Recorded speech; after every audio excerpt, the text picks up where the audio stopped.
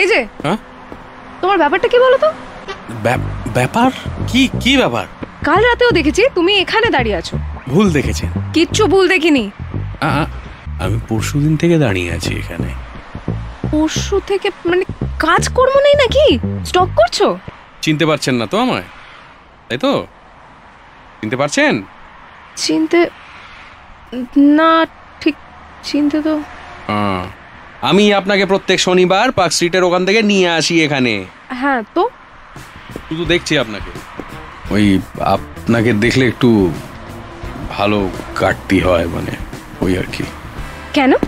আমি কি লক্ষ্মী মন্দির না ভিক্টোরিয়া?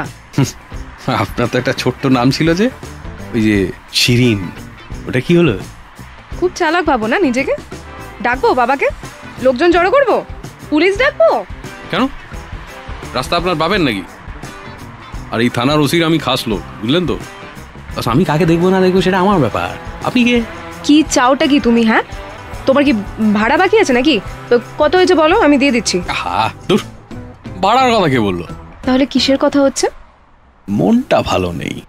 হ্যাঁ, সম্পূর্ণ গল্পটি শুনতে নিচের লিংকে ক্লিক করো আর লাইক, শেয়ার এবং সাবস্ক্রাইব করতে ভুলো না।